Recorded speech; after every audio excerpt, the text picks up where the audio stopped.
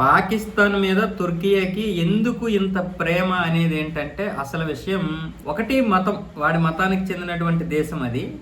రెండోది ఏంటంటే అసలైన కారణం వీడి దగ్గర ఒక 170 అణుబాంబులు ఉన్నాయి, చిన్నవి పెద్దవి కలిపి ఒక 170 ఉన్నాయి కదా అణ్వాయుధాలు పాకివాడి దగ్గర.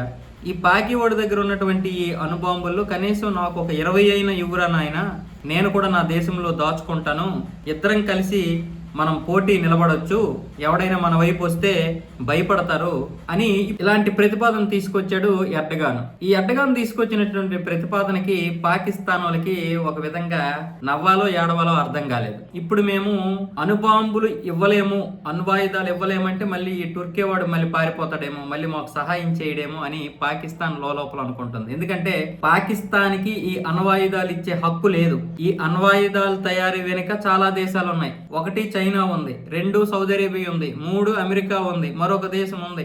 ఇలా పాకిస్తాన్ ₹1 కూడా పెట్టకుండా తయారు చేసినటువంటి అణ్వాయుధాలు ఇవి.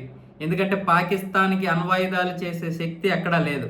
చివరికి చైనా డబ్బుతో పాటు ఆ డిజైన్ కూడా ఇచ్చింది. ఈ డిజైన్ తో పాటు మన దగ్గర కూడా డిజైన్ వీళ్ళు కాపీ కొట్టారనో లేకపోతే మన డిజైన్ కూడా దొబ్బేశారని కూడా అంటున్నారు. సరే, అది పక్కన పెడదాం.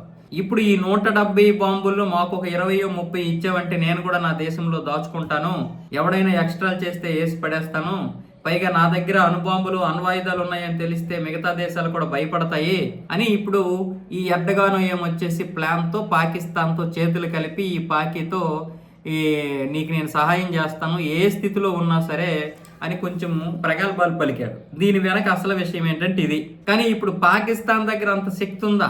పాకిస్తాన్కి ఇచ్చే హక్కు ఉందా? అది ఎర్డగానికి మాత్రం తెలియదా అంటే తెలిసి ఉండొచ్చు, కానీ పాకిస్తాన్కి అంటే పూర్తిగా తెలియకపోవచ్చు. దీని వెనకాల ఎన్ని దేశాలు ఉంటే ఉండొచ్చు కాక, కానీ ఇచ్చే హక్కు అయితే ఆ దేశానికే కదా ఉంటుంది అనేది ఎర్డగాన్ యొక్క ప్లాన్. వాస్తవం ఏంటంటే ఈ 170 అణుబాంబులు ఒక్కటి కూడా టచ్ చేయడానికి కూడా దీనికి లేదు. దాన్ని కాపాడుకోవడమే పాకిస్తాన్ పని. భారతదేశంపై బాంబు ఒకవేళ వెయ్యాలి, ఇంప్లిమెంటేషన్ చేయాలి, దీన్ని పేల్చాలి అనుకుంటే చైనానో అమెరికానో లేకపోతే మరి మరొకటో వీడికి ఆదేశాలు ఇవ్వాలి తప్ప వీడు వెంటనే వేసేస్తానంటే అవ్వదు. వీడు గనక ఎవరికి తెలియకుండా వేసాడంటే వీడి మీద మొత్తం అన్ని కలిపి ఫైర్ అయిపోయి అక్కడ ఉన్నటువంటి అన్నిటిని పేల్చేసి పాకిస్తాన్ లేకుండా చేస్తారు. ఎందుకంటే పాకిస్తాన్కి పాకి చేతిలో ఏదీ లేదు, తినడానికే తిండి లేదు. వీళ్ళు ఎప్పుడంటే అణ్వాయుధాలు తయారు చేయాలి.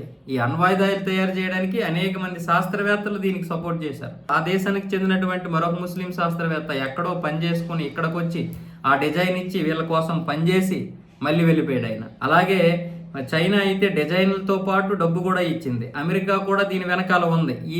ఏమి తెలియకుండా ఎవడేం లేడు. కాబట్టి మరి ఎర్డగానికి ఎందుకు తెలియదు కానీ మొత్తానికైతే ఈ టర్కీ చేసినటువంటి ప్లాన్ ఏంటంటే వాడికి ఒక 10-20 ఈ అణువాయుధాలు ఇవ్వాలి. ఈ అణ్వాయుధాల కోసం ఈడు ఇంత సంకనాకుతాడు పాకిది.